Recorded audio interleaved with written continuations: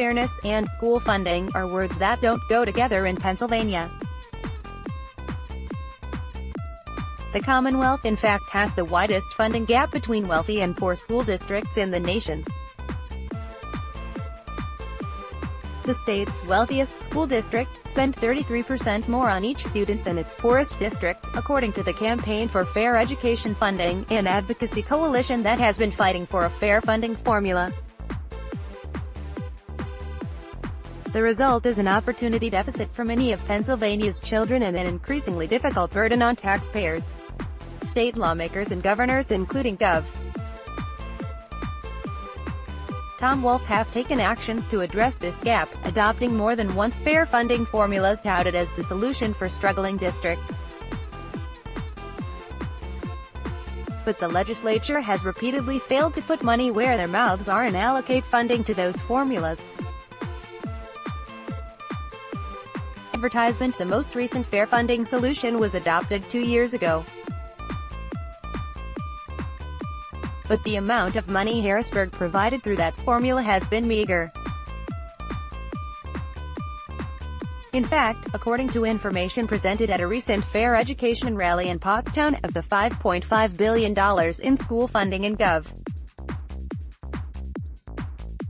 Wolf's proposed budget, only $5.4 million would be distributed through the formula, less than 10% of the total education budget. Calculations put out recently by the advocacy group Equity First show that were that formula in place today, the Pottstown district would be receiving $13.5 million more in state aid than it is currently.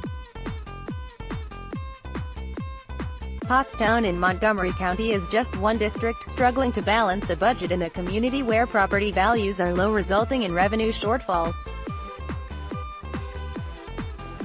Coatesville schools in Chester County are facing an 8.4% tax hike.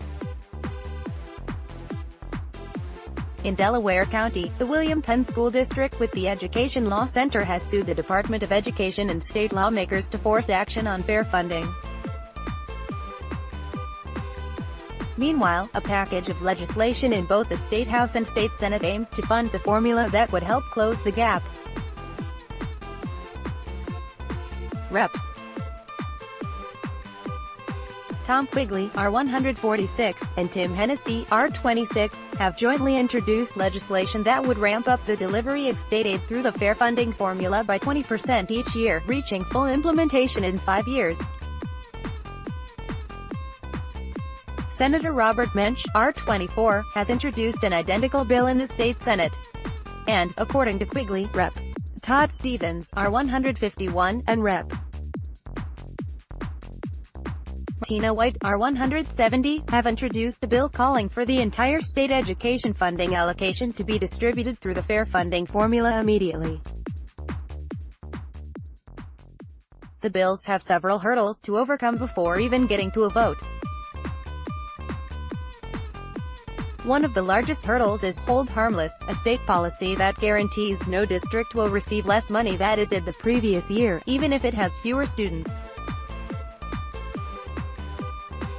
Hold harmless limits the share of state money available to districts with increased student populations, exacerbating the underfunding of those districts.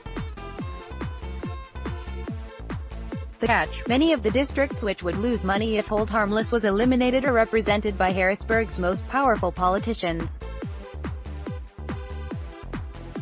Every single district in Indiana County would lose money if the fair funding formula were in place today, according to Quigley, who sits on the State House Education Committee. Indiana County is the home of House Majority Leader Dave Reed, who controls which bills come before the House. The road to fairness in school funding in Pennsylvania has been a marathon, lasting more than a decade, denying children opportunities and creating an unfair tax burden for property owners. Newspapers have railed, people have rallied, districts have spoken out, and in the case of Delaware County's William Penn District, have taken the state to court in an effort to force action on fair funding.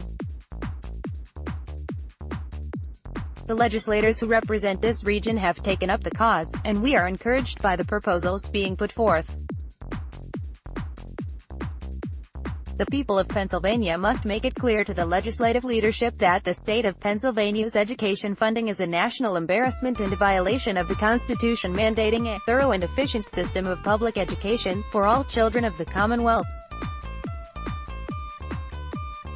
This is not just an issue for the towns of our region. Pennsylvania's children, which represent the workforce and industry leaders of tomorrow, need an equal opportunity education. This is a race we cannot afford to lose.